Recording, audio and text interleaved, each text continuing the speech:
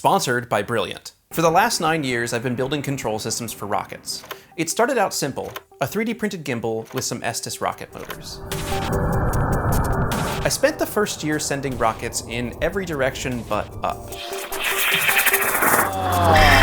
Then, by trial, error, and a little bit of luck, it took over a year to get a straight flight, and over the next few, I started to dial it in. I had a problem though. These flights, this rock-solid stability, isn't based on any simulation, math, or careful calculation.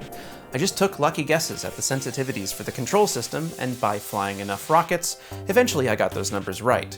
I'd spend days building a new rocket, get friends to drive out and help me, and when the motor lit, it was kind of a coin toss. Sometimes it would fly straight, sometimes it would oscillate, and sometimes... The fix for these problems is a simulation. Not like in Blender or anything. Is this the same shirt from the last video? I think I'm an outfit repeater. Lizzie McGuire, you are an outfit repeater. We need a simulation, not like in Blender or anything. We're not talking about animation. We're talking about a set of equations representing the physics of the rocket. Developing this is outside the scope of this video, and if you want more details on implementing PID control with thrust vectoring, lucky for you, I have a 50-minute presentation on it from a few years back, linked right here. They never show up. Linked right here. There we go. Okay. Anyway, this video is focused on one singular aspect of these simulations: side force. When you tilt the rocket motor to the side, there's a little trigonometry you can use to figure out how powerful that resulting side force will be. It's this little line, side force created by the gimbal angle. Knowing this value is the keys to the kingdom, and I can't stress enough how important this number is. It lets you simulate your flights accurately, which means you slam fewer rockets into the ground. So how do you get this number? It's actually pretty easy. I know that with a thrust of 15 newtons and a vector angle of 1 degree, physics tells us our side force is 0.26 newtons. But here's a question. What if instead of thrust vector control, you wanted to steer the rocket using movable fins? You want to know the side force for a fin tilted over at 1 degree. How do you find it? Easy. You build a little test jig, add some servos to rotate your fins, a load cell to measure the resulting side force, and you mount it on the front of your car. The measurements won't be perfect because of what the car does to the air around it, but it'll be close enough. Then you take a drive down some empty roads in the middle of nowhere while always obeying the speed limits. Okay, let's just make sure that's all good. Anyway, this is a great approach used by legends like Burt Rutan and Scaled Composites back in the day. You don't need a wind tunnel, the world is your wind tunnel. If you've seen any of my recent videos, you know that I'm on a long journey toward building a space shot, a rocket that goes over 100 kilometers. On the way up, I'd like to steer the rocket just a little bit, which means that I need to simulate that flight a lot, which means that I need to know the side force that comes when I steer a fin. I don't know how much you know about going to space. You have to go really fast. So the main issue with the car thing is that although I always drive the speed limit, even if I didn't, my speedometer tops out at 160 miles an hour. The space shot will be going 3,800 miles per hour, so it's safe to say we're missing a good portion of that flight envelope. What about a wind tunnel? If we stick the model of the rocket into a wind tunnel, we can evaluate lots of different points along the flight regime. We can evaluate the side force for any given deflection at different speeds, and maybe let's say 20 different speeds between 0 and Mach 5. Most supersonic wind tunnels are not designed for continuous operation. That means that when we set up for a run in the wind tunnel, we can't just sweep between Mach 1 and Mach 5. We have to run at discrete points within that flight envelope and then wait for the system to reset. So let's say very generously, it takes 30 minutes to set up for each run.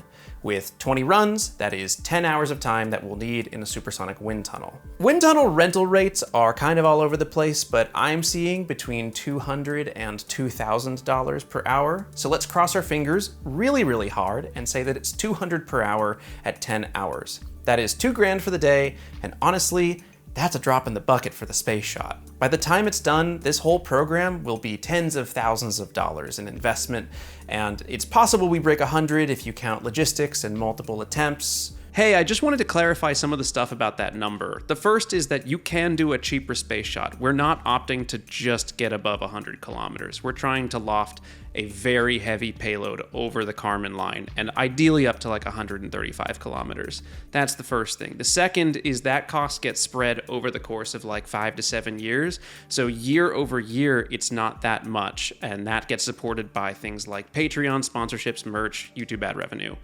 It's actually a fairly reasonable cost day to day. It's just a massive cost when you consider the whole program, like buying mixers, flammables, cabinets, certifications, launch equipment, hardware, avionics, cameras, mechatronics. Like it just balloons out when you think about the whole program, which is why I don't think about the whole program that much. Okay, back to the video. Anyway, in the grand scheme of things, $2,000 is not that bad cost-wise. Though I guess that's not all we need. We also need to know the side force generated at different deflection angles, not just 1 degree, but 3 and 5 and 7, etc. Let's say we want to evaluate 5 different deflection angles at each speed. We're doing 20 different speeds, so that is 100 total runs in the wind tunnel.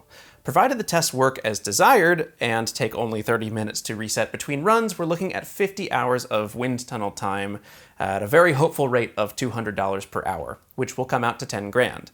This is like not quite a drop in the bucket for the total space shot cost, but it's maybe like a tiny cup of water in the bucket. If you know anything about air pressure and the atmosphere around us, you know that we can't just run these evaluations for fin deflections and speeds in an isolated environment. We also need to know how these forces are going to change as we go up to 5 kilometers, 10 kilometers, 50 kilometers as the atmosphere gets thinner. That is going to add a third dimension to our data table here. So I want to run 20 different speeds with 5 different deflection angles each. And let's say I'm really trying to keep the cost down, so we're only going to run at 5 different air pressures. You ready? That is $50,000.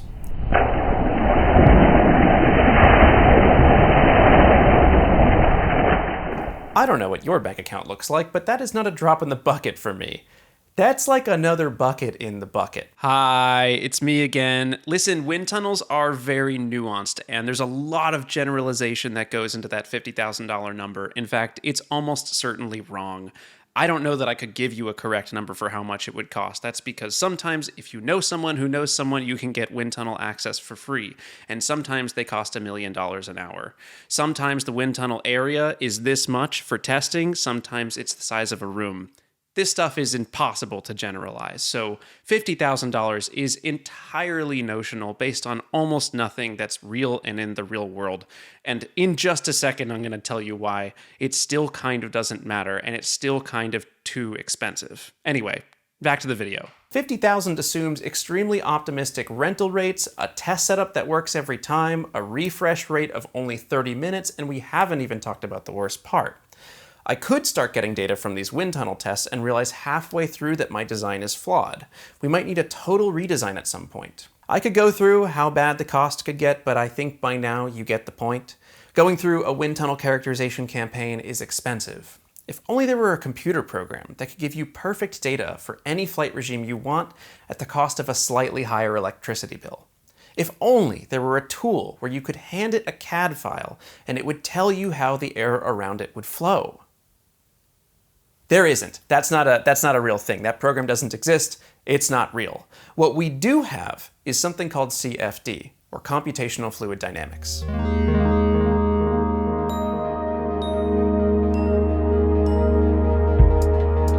We're going to talk about what CFD does from a pretty high level here. And I don't mean high as in smart, I mean high as in I am so completely not an expert in this area. So if I do get some of this wrong, just know I'm trying my best. To that end, I've tossed some resources in the description below about CFD if you want to learn more from people who know what they're talking about. All right, if I told you this was a circle, would you believe me? I hope not. What about this? Probably still no. I can keep adding boxes and it's still not going to be a circle. In fact, if you call this a circle, I think you maybe should talk to your doctor about that. Eventually though, with enough boxes involved, we hit a point where it kind of is a circle. Let's say I ask you to find the area of that circle. How would you do it? If you're someone who watches these types of videos, you probably already know it's pi times the radius squared. Pretend for a moment you don't know that equation, but you do know how to find the area for each box. By filling the circle with as many shrinking boxes as we can and adding up their collective area, we'll get an answer that's pretty close to the truth. This is CFD. No, it's not. But it's a nice demo to introduce the topic of computational fluid dynamics. In aerospace, electrical engineering, energy, biomedical, etc., CFD is used to help engineers create models of real-world systems and understand how they interact with the world around them. We use CFD for lots of things, one of which is predicting and simulating fluid behavior. And by fluid, I mean literally any gas or liquid. When flow is incompressible, fluids move according to a set of partial differential equations called the Navier-Stokes equations. Navier-Stokes? Navier-Stokes? I don't really know. PDEs, partial differential equations, like this, are difficult to solve because they end up being incredibly interdependent. What happens to one fluid particle depends on what's happening to all the particles next to it. And when you've got millions of particles next to each other, that math becomes functionally impossible to solve. So we simplify it. The first step in simplifying the problem is establishing how much you want to simulate, literally the physical size of the area we want to understand. This is called the simulation domain. For my part, with these recent GNC tests, I've purely been simulating the fin of the rocket, not the fin along with the rest of the rocket body. This is a compromise. I'll elaborate on it in a little bit, but let's get more background first. The domain we're simulating gets broken up into little chunks. We call each chunk of the domain a cell, and the whole group of cells is called a mesh. Basically, instead of simulating every single particle that will flow around the fin, we know that most of the action is happening at a more macro scale, so we can simplify things that way. At this point, you might think that's it. We run the Navier-Stokes equations in each cell and out pops our data. That is not really true though. See, the trick that makes CFD actually work is that we're not actually solving a ton of partial differential equations with these cells. The Navier-Stokes equations are highly nonlinear, so we need to simplify those PDEs into their linear algebraic form, and come on, give it up for linear algebra. Woo! I really mean this. If you get comfy with linear algebra and trigonometry, you can basically do all of the cool math needed to build rockets. If you work in the real industry on this stuff, by the way, tell me I'm wrong. It's all linear algebra and trig. This is used in more than CFD too. If you've heard of FEA, or finite element analysis, that is a very close cousin of CFD. To convert the partial differential equations into a solvable form, we use either the finite element method, the finite volume method, or the finite difference method. None of which we're going to talk about here because we gotta cut it off somewhere. Anyway, creating a mesh for the object you want to simulate is like the actual problem with CFD. This is what makes it difficult. Okay, all right, this is like one of 30 things that makes it difficult. Selecting the resolution of the cells at various points is critically important. What you're trying to do is trade off how long your simulation will take to run versus how accurate your test results will be. For instance, here's a screenshot of mesh resolution around a rocket fin. In the areas far from the fin, the cells are large. That area isn't really important, so we don't need high resolution. In the area by the fin, and especially in the area around the trim tab, the cells get very small. The exact geometry here is important to capture, so it's worth spending lots of time to have high resolution in this area. Running a simulation without optimizing the mesh means you could spend hours, even days, letting the computer run a single test and it might not even converge. Oh, we didn't talk about converging. It gets more complicated. So the other fun part with CFD is you can run the program for as long as you want, and sometimes you'll still get no results. Depending on your mesh settings, your boundary conditions, and your solving method, it's not uncommon for CFD to just fail. Think about it. If you're a computer solving this stuff, you're not just solving one equation at a time. You're trying to force all of the equations to solve at once. They're all interdependent. That might be 100,000 cells, that might be 1 million, it might be tens or hundreds of millions. For reference, with most of the sims that I ran on single fins in the last few months, the cell count were somewhere between 500,000 and 1 million. Think about what this looks like for something the size of Starship or SLS. I found this paper on ground system load simulation for SLS, and the cell count for their ground system alone is 86 million. We're also not going to dive too deep into cell count because, again, gotta cut it off somewhere. Let's get out of the weeds. Everything I've talked about in the last few minutes with CFD is stuff I've learned the hard way at this point. I've never done that much CFD before, and I am not using the best program for it. For instance, the way that meshing works here is that everything conforms to a Cartesian layout. That sort of means that all these cells have to be rectangles. In fancier programs, the mesh can actually conform to the body you're simulating. I would like to use fancier programs, it's just that, you know, they do not cost $0. This is also a good segue here on accuracy. I spent a lot of time running CFD simulations for these fins, but how do I know that the results are accurate at all? CFD is garbage in, garbage out. If you don't know how to set up your simulation just right, you'll get a ton of misleading data. As an example, for the first month of simulations that I ran using CFD, it's pretty much all garbage out because my garbage was in. My domain in these simulations wasn't large enough, and it turns out you can actually induce errors via Bernoulli's principle, where a non-symmetrical mesh forces air to flow faster in the smaller area. As a reminder, Bernoulli's principle says that when a fluid flows faster, the pressure gets lower.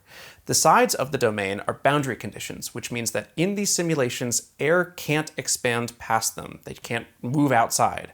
So the air has to flow faster on this side, which means the pressure here is lower, which creates an induced force in this direction.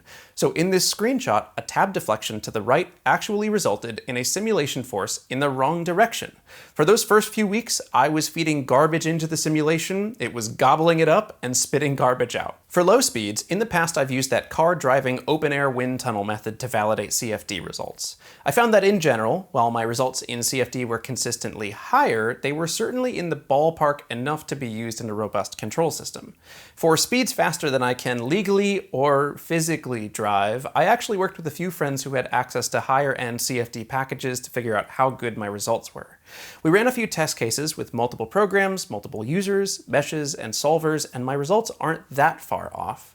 We're looking at estimated side force on the left versus various simulation velocities. My results are in blue, and while they're consistently higher than the fancier programs, like they were at the low speed, they're in the ballpark.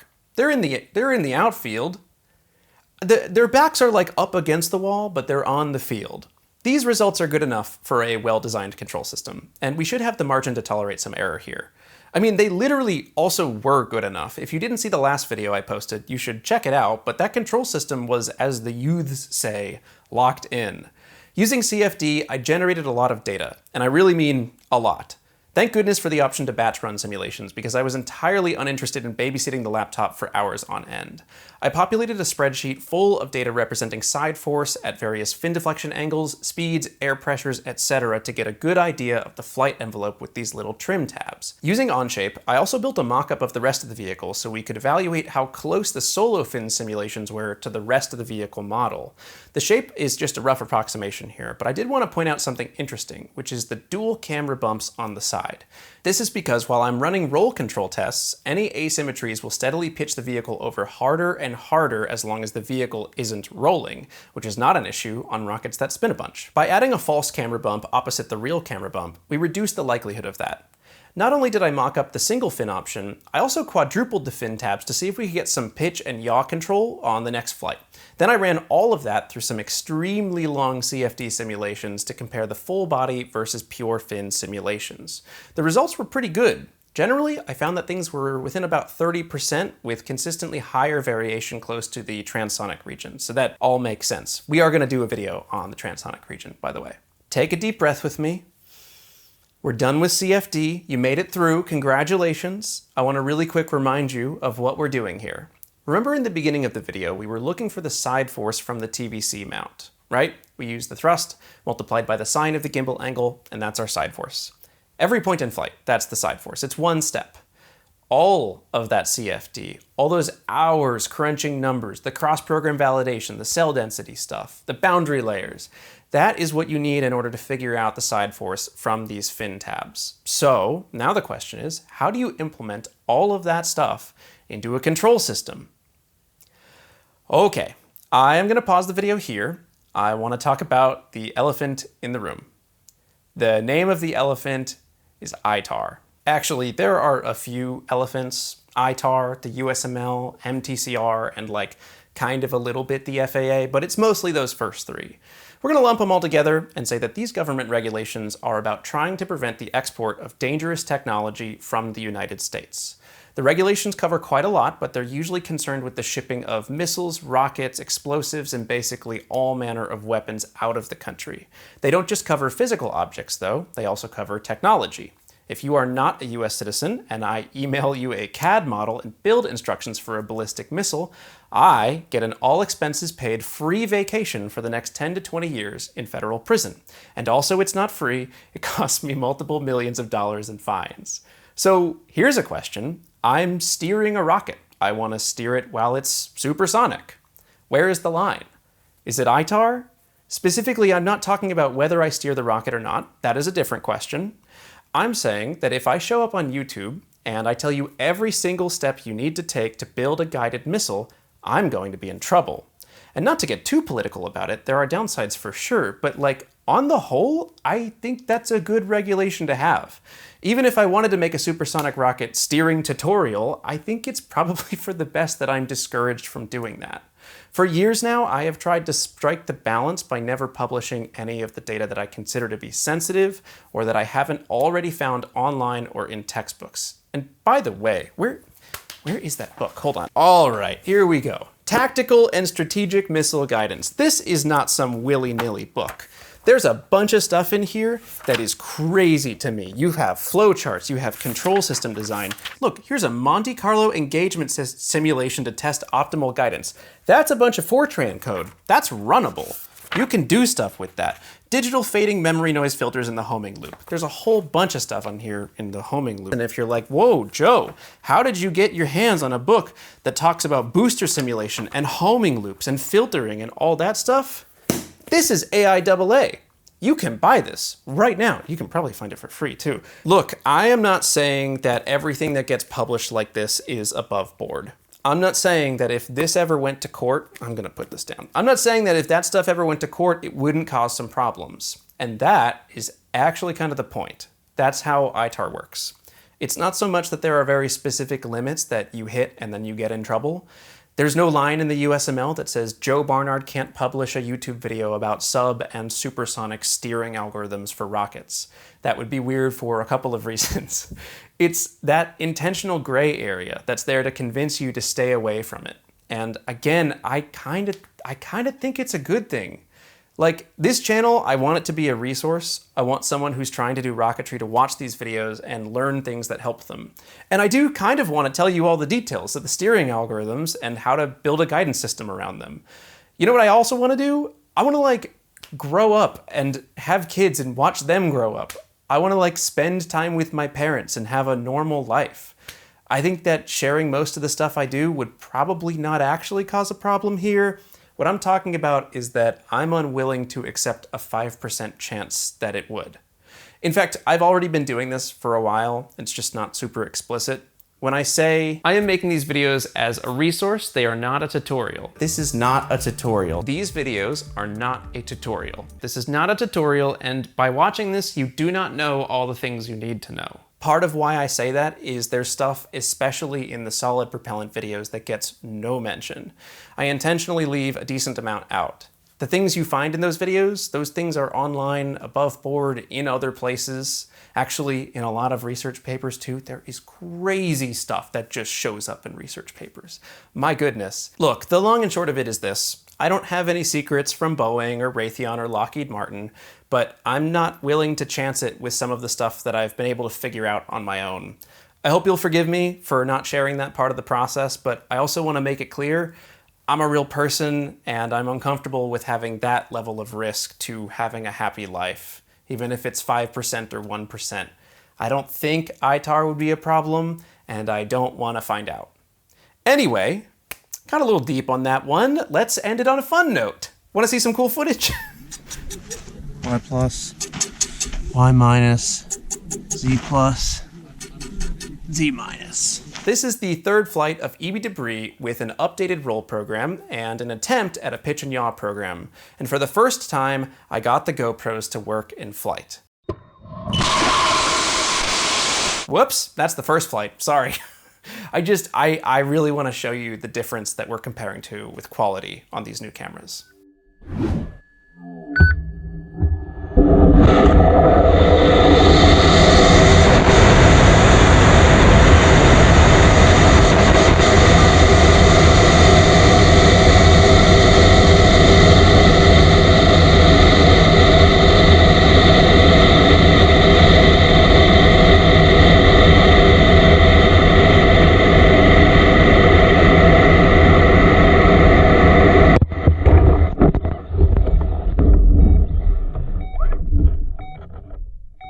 This is some of the prettiest onboard footage that I've seen from a rocket launch. Not just from the GoPros, but the roll control as well. I also want to give a huge thanks to the folks from the Colorado School of Mines Rocket Club. They were the ones who actually found this rocket on the ground. I had some issues with telemetry on the way down that made recovery tough, and if it weren't for these folks, that footage might still be in the desert. Anyway, thanks so much to them, and now let's talk about the roll program. We had a hard time at the beginning of the flight controlling roll, and I'm starting to get the sense that I should be modeling the disturbance from spiral channeling that can sometimes occur in the rocket nozzle.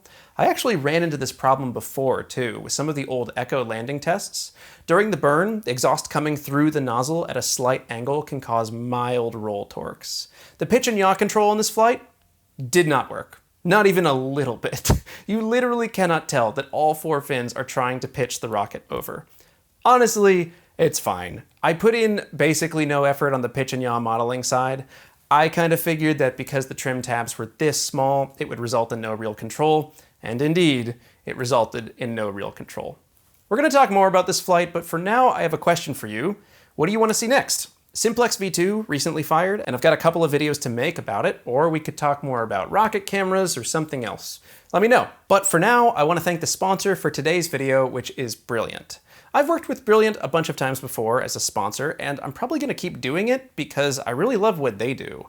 If you're new here, Brilliant is an interactive platform built around the idea of learning by doing. And I say this every time, but learning by doing is basically every video you watch here. That's my bread and butter. Sometimes I get questions from folks about motivation or pushing through difficult projects, and a huge part of that for me is because I'm like doing the work. I'm putting the things I learn immediately into practice rather than working through some textbook example problems. For me, it makes the process a whole lot more fun, and I think it's more effective too. With Brilliant, you can learn math, science, computer science, data science, and a whole lot of other types of science. Also, all of the lessons are interactive. As you work through problems, you're playing around with the fundamentals in real time, which means your understanding becomes more intuitive. Not only are there thousands of different exercises and lessons to broaden your horizons, many of them can be chunked up into 15-minute segments, which, I'll be honest, makes it hard to say, I can't do it, I don't have the time. Come on, everyone's got 15 minutes here or there.